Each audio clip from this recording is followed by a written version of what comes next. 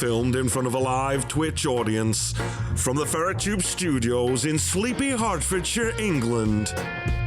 It's Viewer Chat!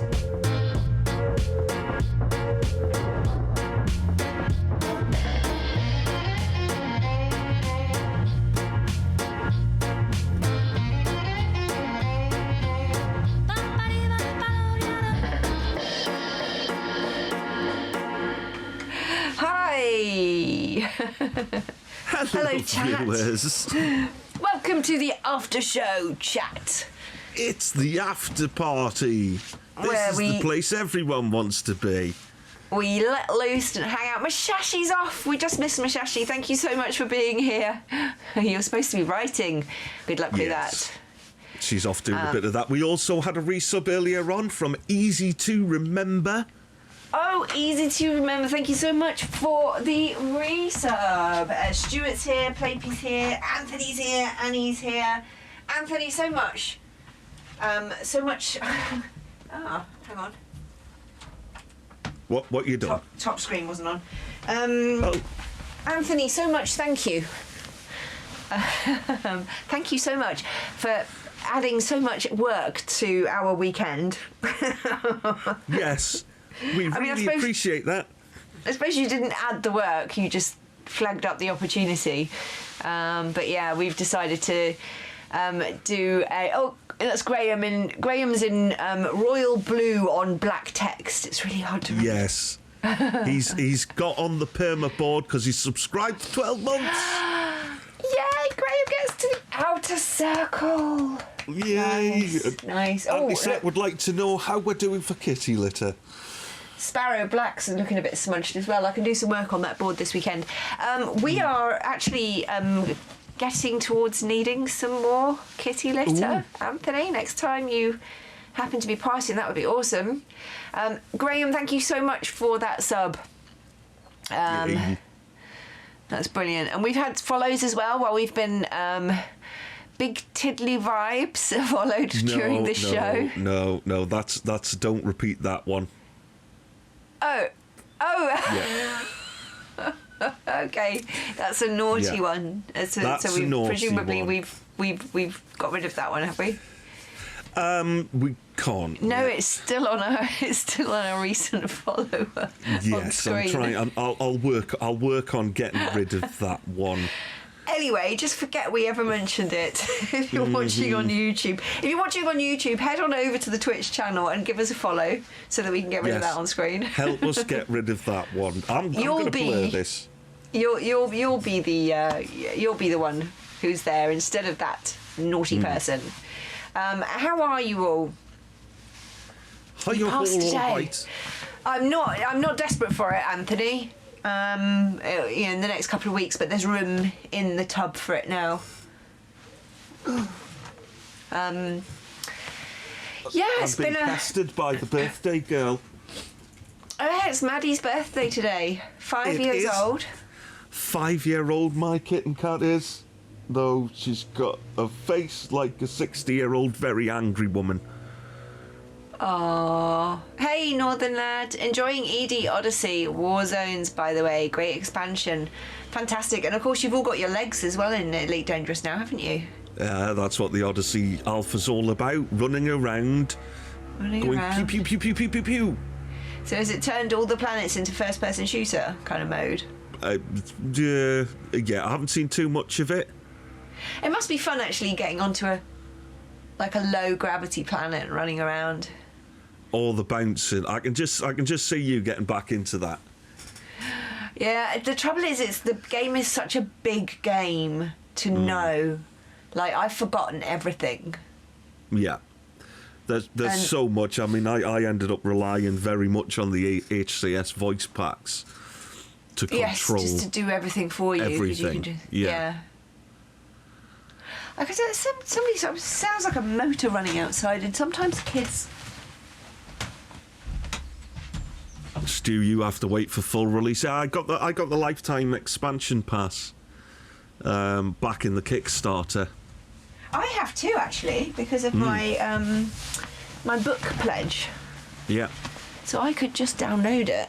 But the trouble is setting it up and I'd have to get my flight sticks down from the loft, and there's nowhere in my office to put them away and have them accessible and not in the way.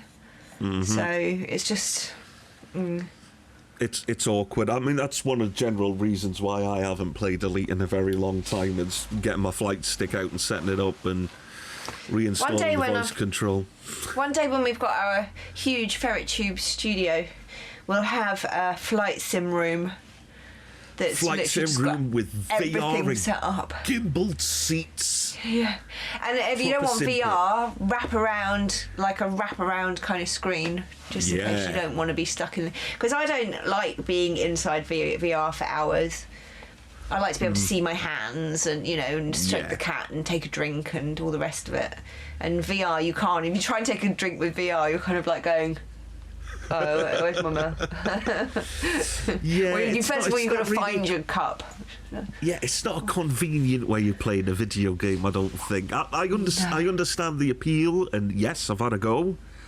But for me, playing a video game, I don't want to set myself up with massive amounts of equipment weighing down on my head for periods of time.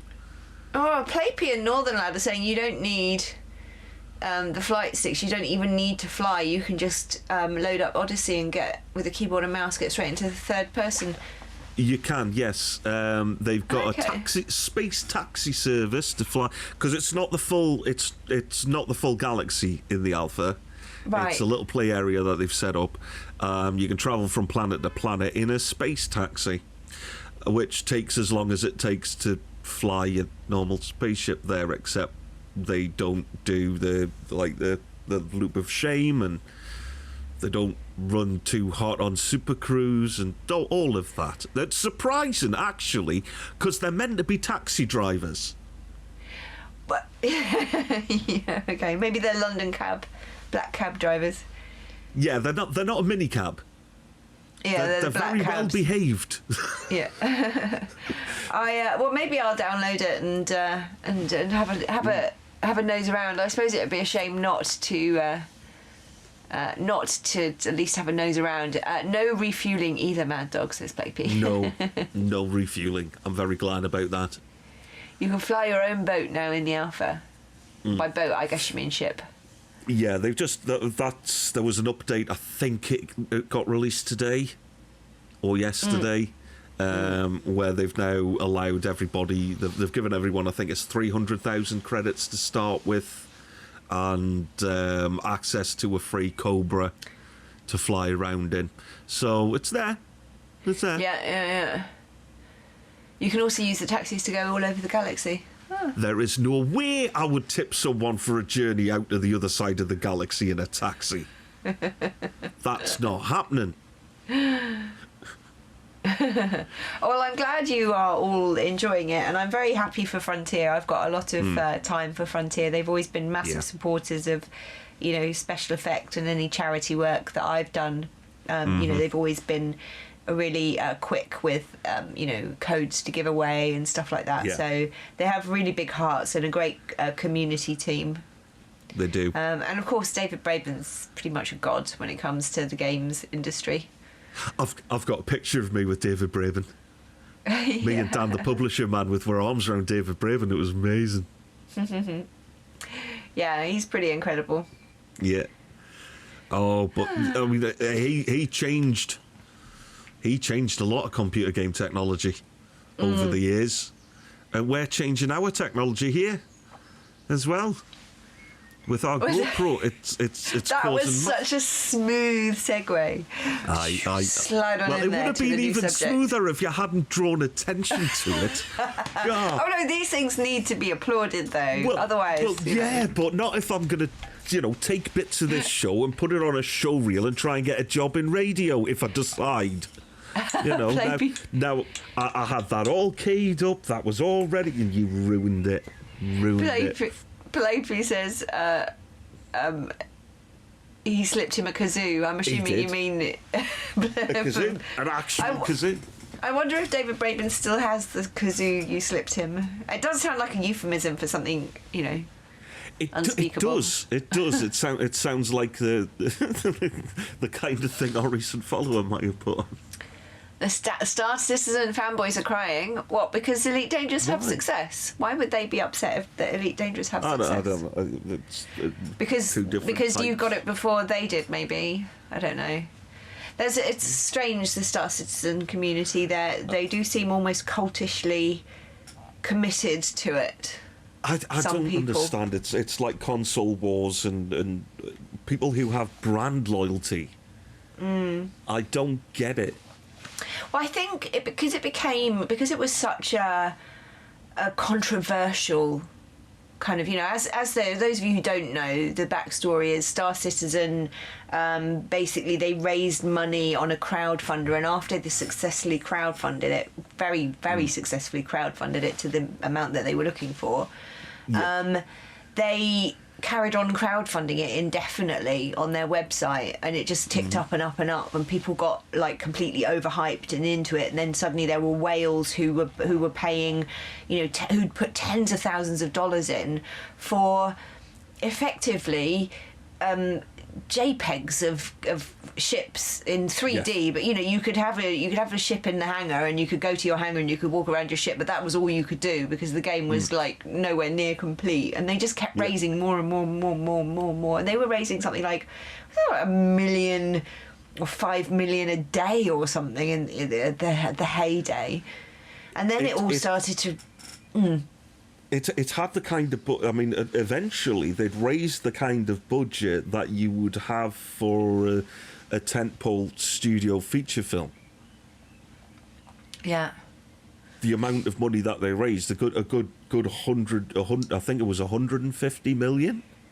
There was a famous and charismatic guy who ran the studio. His name escapes me right now. You can probably think of Chris Roberts. Chris Roberts, that's it. Chris Roberts, who subsequently went on to make feature films.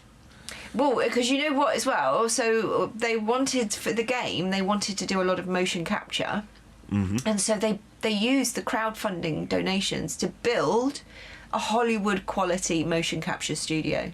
Yeah, they got Andy Serkis from Lord of the Rings, who sort of helped pioneer motion capture acting and stuff. They got him to consult on it. So they spent an awful lot of money on this, and when certain portions of, or some of the people who were contributing were saying, "Hang on a minute, we didn't pay you to, paying for you to have this asset. We're paying for you to make the game," and so some media attention started to be thrown around about this, and I think a lot of the people who were in it sort of like really deep financially, as in they had enough, they weren't struggling for it, or maybe they were, but they were putting like literally, there was people who put 50, 60, 70,000 into the crowdfunder, and those people started getting a bit defensive about their position, and that's where I think the rift has been in this kind of this kind of Star Citizen community. They've got this reputation because they're just sort of like fiercely defensive, and in some ways you think maybe when you put so much money in and you're so publicly defensive of it, when things start to go wrong, you kind of don't want to believe it. So you kind of, no, I'm not going to listen to you, kind of thing. Yeah, people have a real issue with admitting that they may have made a mistake. Yeah. Maybe I made a mistake investing so much money into this. And so they're going to double down and be defensive on it. I mean, you can understand it. I would understand being emotional and upset about a video game if I'd invested that kind of money and I couldn't afford to. Yeah. I have a feeling that the people who invested in that game to those levels were the kind of people who have that kind of money to spend on a...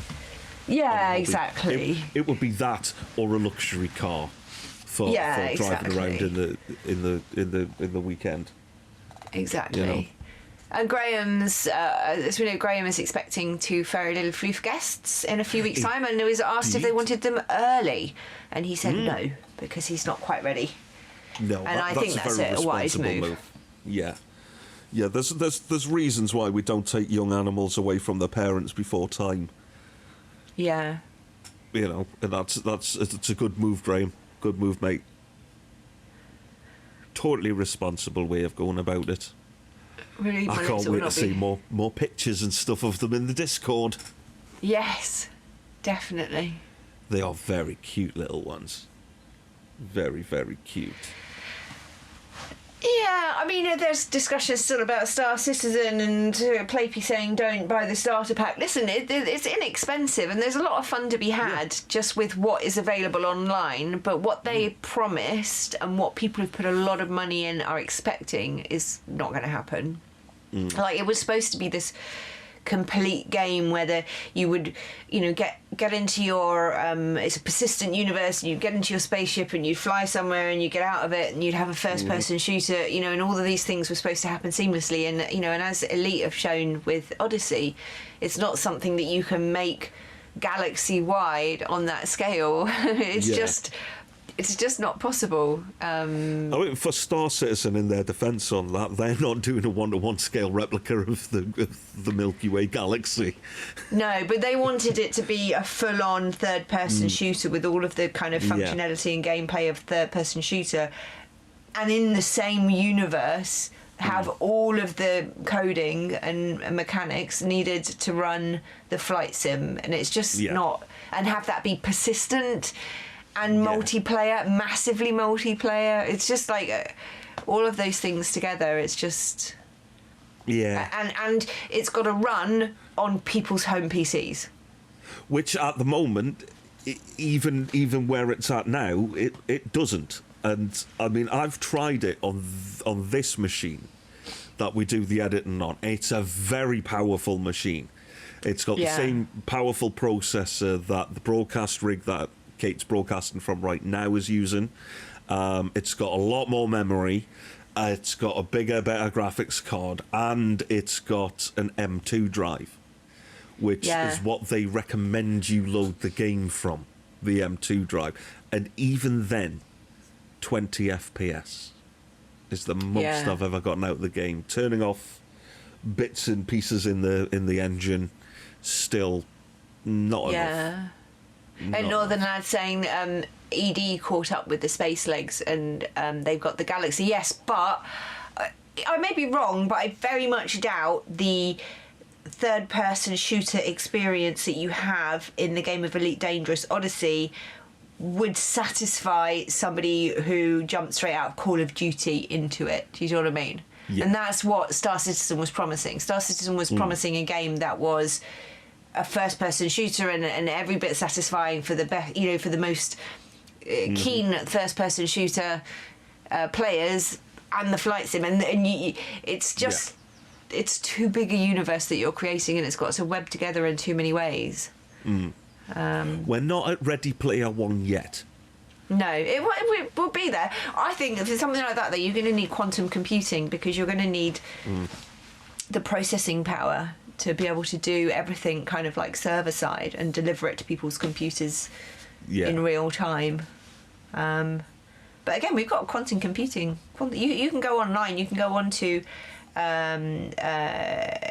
IBM's quantum computing website, and you can play around with a quantum I think it's a 5 qubit is the one that they've got open for public to just mess around with, and there's a 20 qubit one for if you're a university or got some kind of research affiliation. You can just jump on the internet and just pose it some problems and see what it does. Crazy how fast everything advances. I was trying to explain to somebody back in the days of doing stuff about it on Click. The best analogy I came up with is like you've got quantum computers, right? And basically what they can process an incredible amount of data very, very quickly, so that they could take a look at a map, of the world, and could calculate very quickly. If I said I wanted to go by foot to, Perth, it could do it very quickly, because what it does, instead of where your normal computer goes up to a pond, which is the information, and would drink it a straw at a time. Like that. Quantum computer just goes up, opens its mouth, breathes in, and all of the water is in its mouth. Yeah. So that's why it's that quickly. There's no bottleneck. So we don't know yet what we can do with that kind of processing speed and power.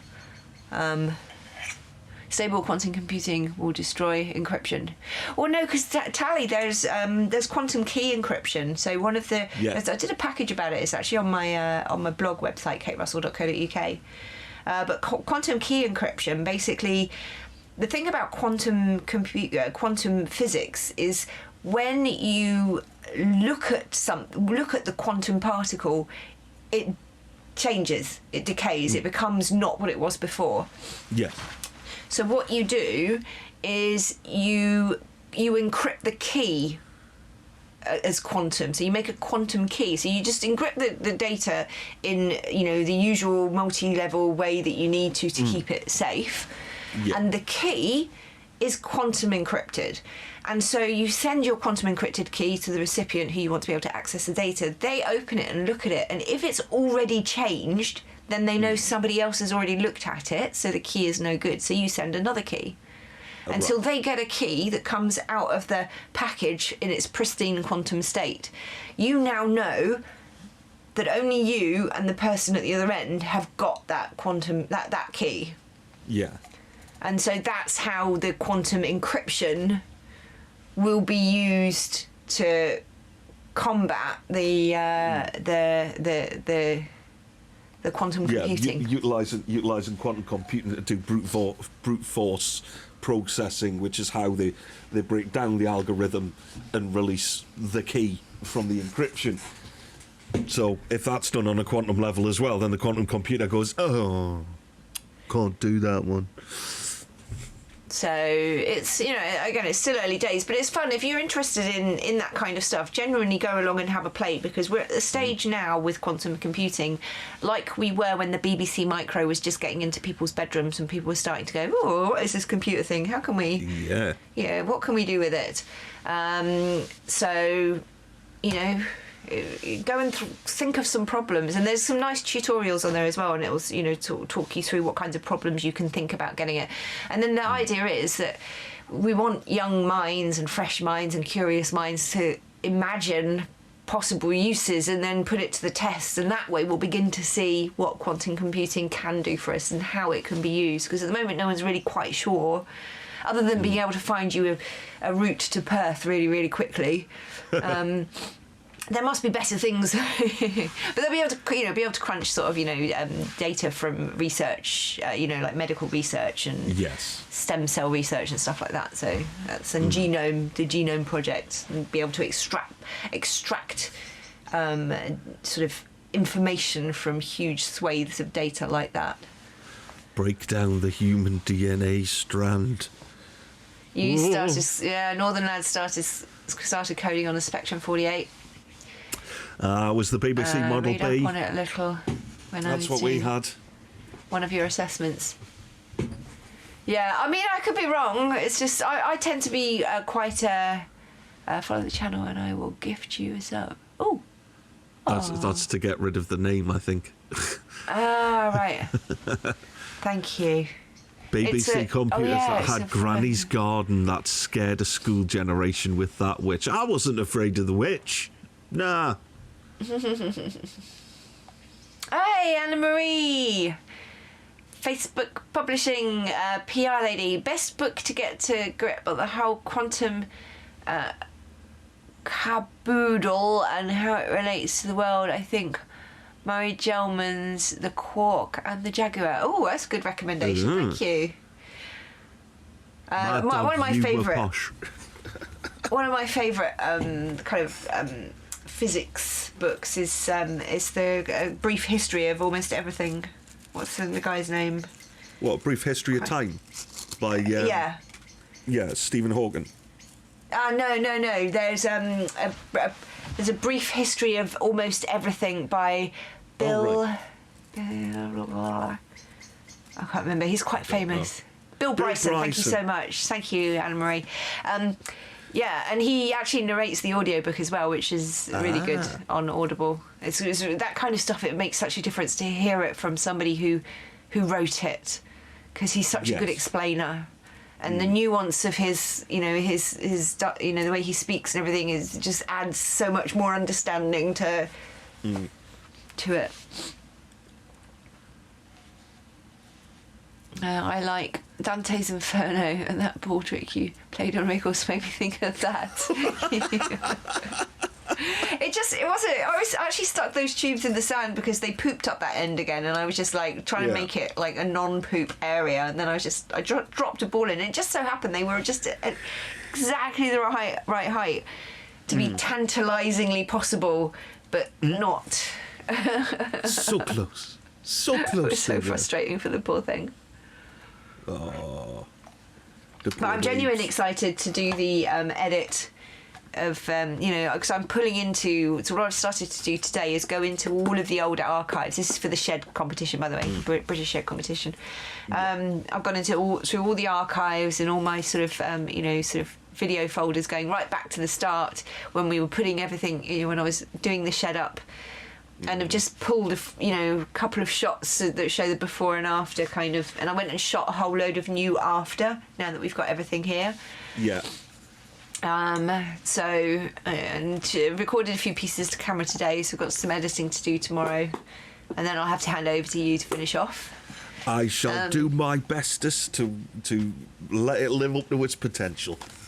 Yay! And then on Sunday afternoon I'll fill in the sort of written parts and upload the photographs, and we'll get our entry in on Sunday. So Anthony, thank you so much for pointing that out. Very much appreciated. And who knows, it may well lead to... I've got a sneaky shot of me using, Cuprinol paint in there as well, just, sort of... yes. Sponsorship deal, maybe? We'd be ideal sponsors, to be sponsored by Cuprinol. Especially in the unexpected shed category. Yeah.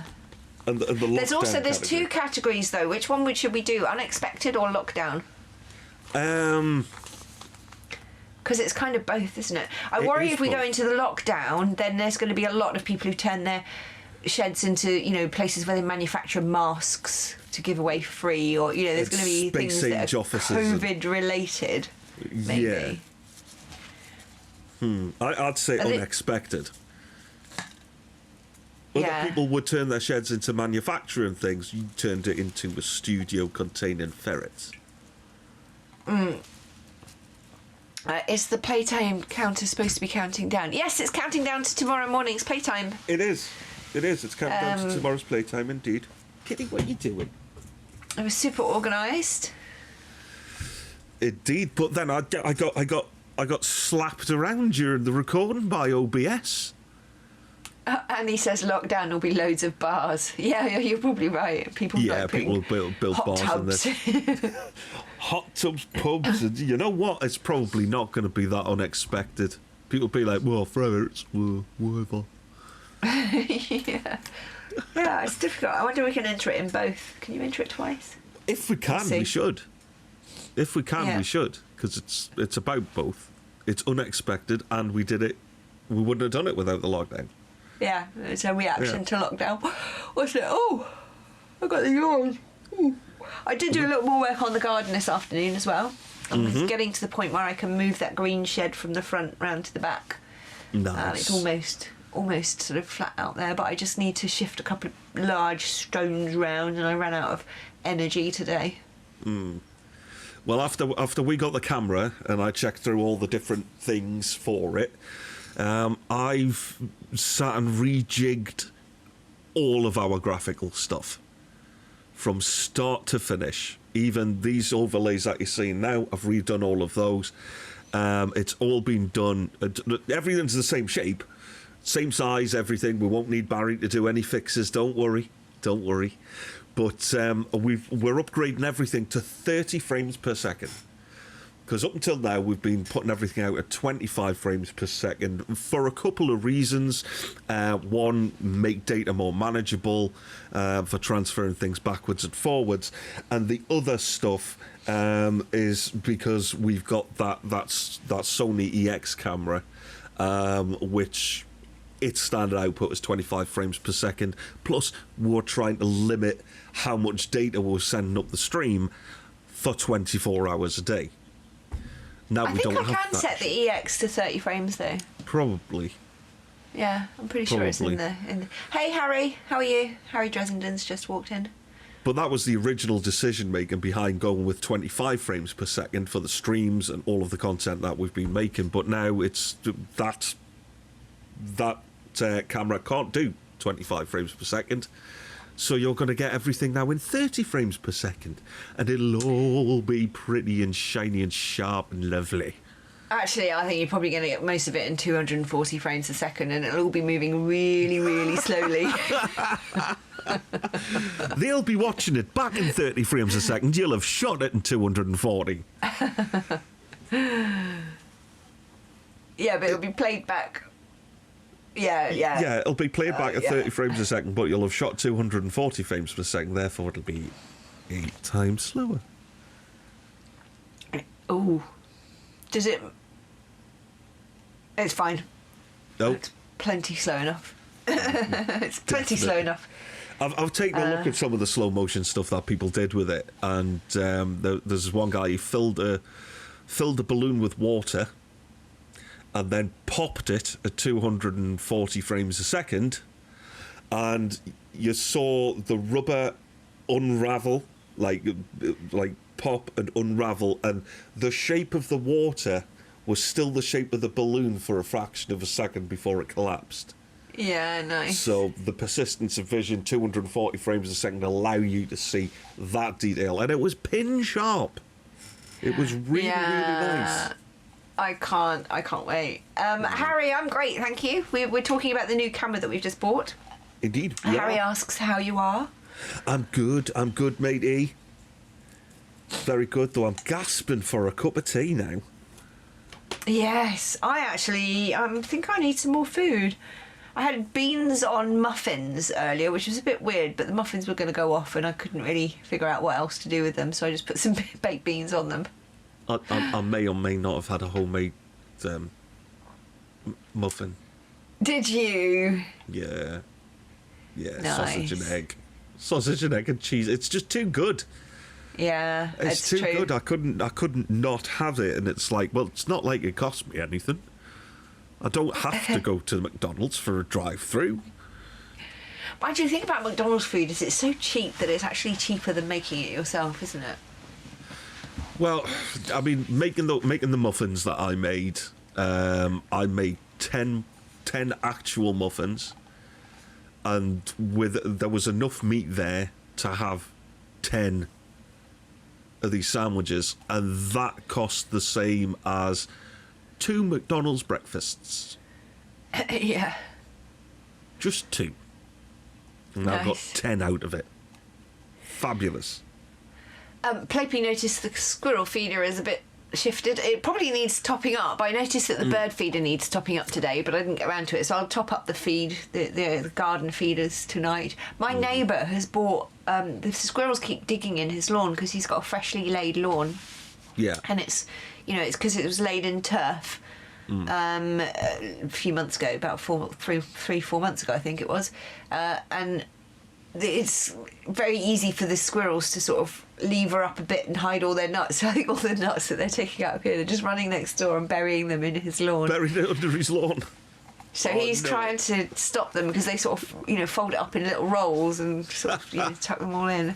And he's bought these owl deterrents. It's hilarious. It's a plastic owl. Yes. That's about that big. And it's got a blade on the back of its head that catches the wind and it turns its head around. Just slowly, just sits there in his lawn going... Like it's watching. And it keeps the squirrels away, and it's really worked, apparently. Yeah.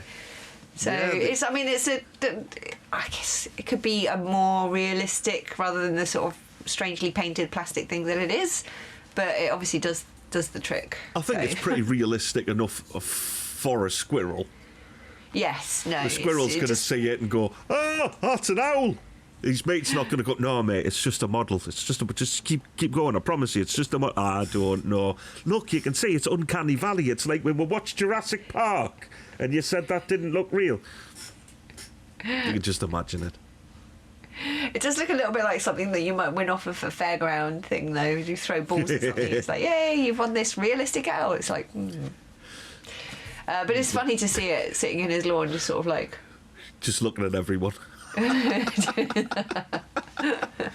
But I will give the squirrels some more food so they can find someone else's lawn to bury their nuts in, which they no doubt will. They will. They will. Probably yours. He does, Stu. He needs some ferrets, exactly. Like putting stuff under a carpet, exactly, Northern. Like literally, they're just rolling it up and going, whoo. Just stashing it. Well, that's easy to get to, that is. I'll come back for that. Right. Well, the girls are asleep. I'm feeling peckish. Yes. It's so nice seeing you all. Thank you so much, and thank you again to our Patreon and our our Patreon supporters and our tips people who've helped pay for the camera. Indeed. We just all we've can't got to do wait is figure out how to use it. We can't wait to show you what comes out of the other end. It might be a bit dodgy for the first week or two as we get used to the camera, but just bear with us, all right? Yeah. Baby and Harry are apparently bots. Oh, yes. Are we even bots? Maybe you're not even bots, no. Maybe you're just an holograms. Idea. You're a fleeting thought in the mind of a twisted extraterrestrial being. And we are but an experiment gone badly wrong. There's something wrong with that alien being's imagination because it's created my cat and she's very insistent. Is she in season again? No. This is her batting at me, going, "Excuse me, I need some treats. I need treats now. And if you don't give me the treats, I'm not going to leave you alone. You better give me the treats. Can I have the treats?" She's insistent. It might be time for treats. I think it is time for treats. Thank you so much, MahdDogg. It's been a pleasure as usual. Absolutely. Guys, thank you as well. Don't forget to join us on Monday. If you're sort of not going to be around this weekend, Monday at 5 p.m. for the premiere on YouTube. But in the meantime, we're going to be here all weekend, so I think we're going to roll credits and then we'll come back to the view of the studio as I head in and get myself something to eat. See you later, folks. Say goodnight.